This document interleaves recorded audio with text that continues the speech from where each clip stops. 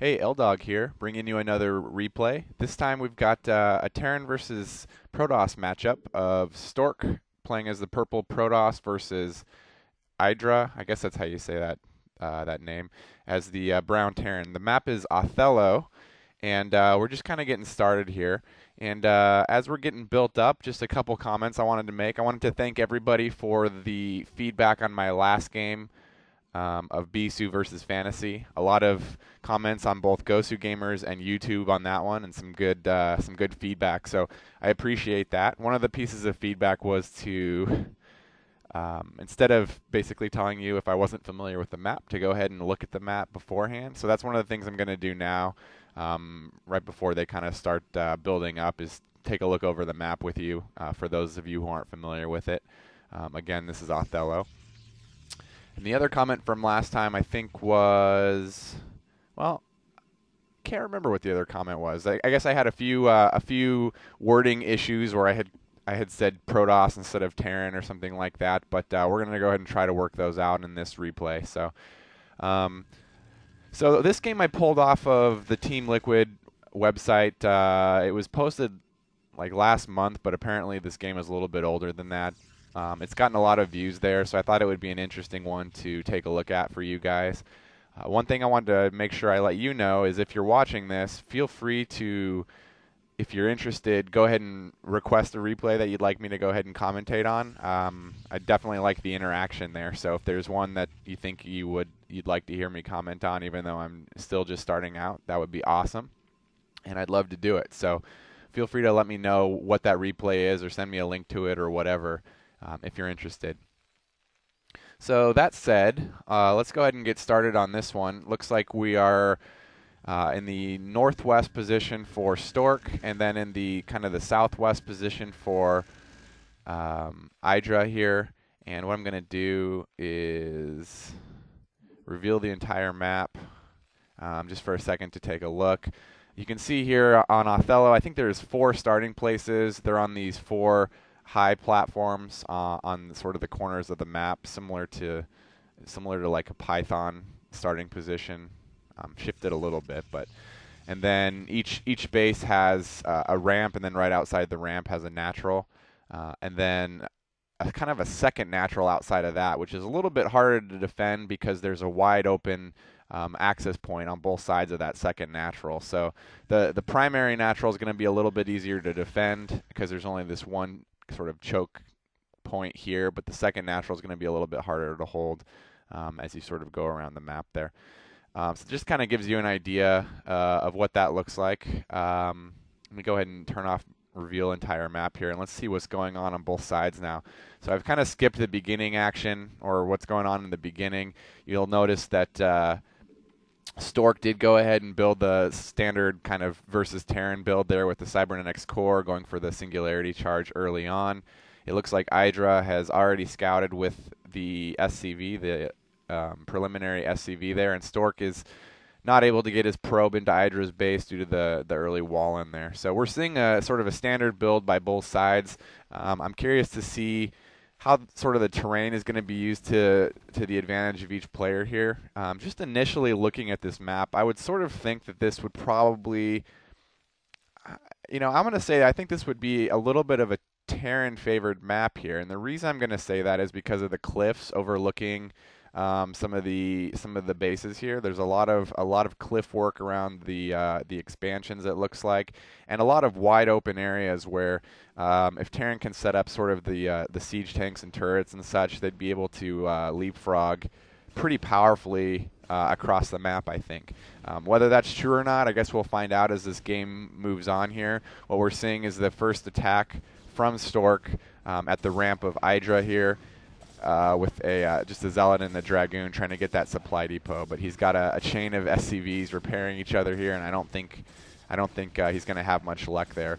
The first siege tank is about to come out, which should stifle that early attack by Stork. And in the meantime, back at Stork's base, he's throwing down a pylon at his natural expansion. It looks like he's going to be throwing up that fast expand right away here.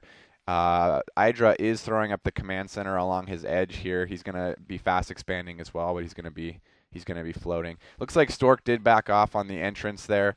because he saw Idra's siege tank popping out. So now Idra's going to be pretty secure here. He's just starting to research siege tech, so he's probably a little bit behind on that because he had to start building tanks right away.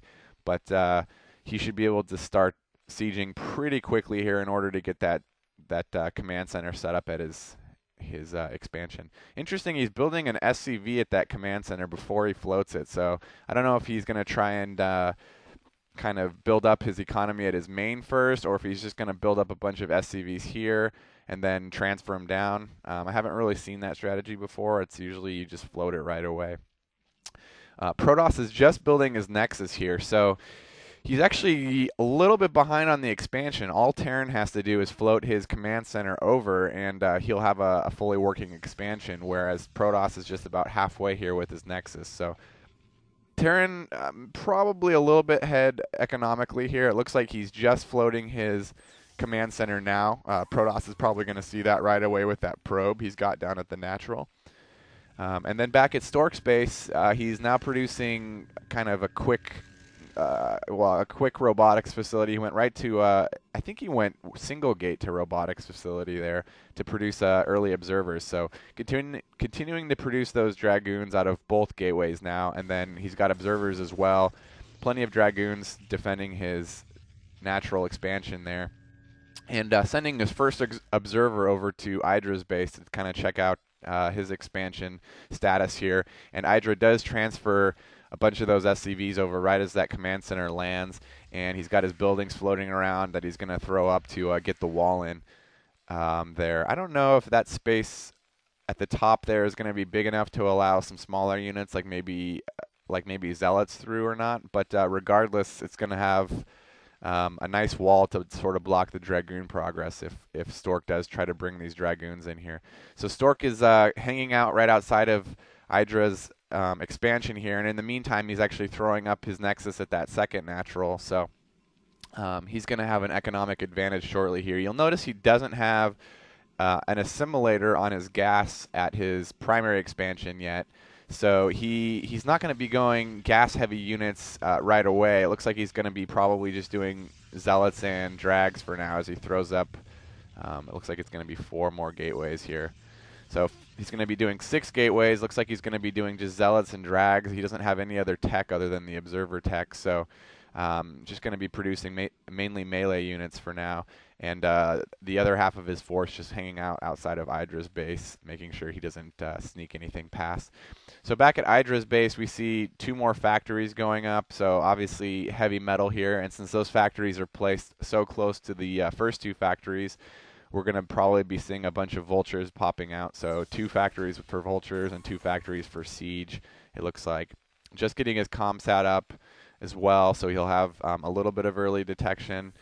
I don't think he has a turret under that barracks that he just floated there. No, it doesn't look like he does. So his ComSats are going to be his primary means of detection right now, as it looks like he hasn't thrown up a starport at all. So kind of interesting to note, but it doesn't look like Stork is interested in going for DTs at all yet. He's just got his assimilator up at his first expansion there, and he doesn't have an assimilator up at his second expansion yet. So probably not going to see a lot of gas-heavy units. Obviously, he's getting the leggings for his zealots, and he'll probably get a shuttle here, I would imagine, so he can put together a zealot bomb for the tanks of Idra.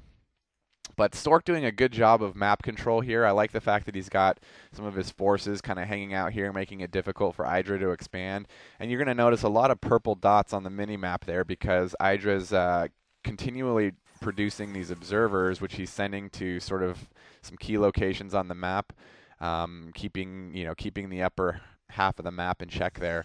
And it looks like he's going to throw up a wall at the upper or the northeast expansion area here and go for even a 4th base. So Idra's going to have a significant economic advantage here real shortly, especially if Terran isn't able to hold this expansion.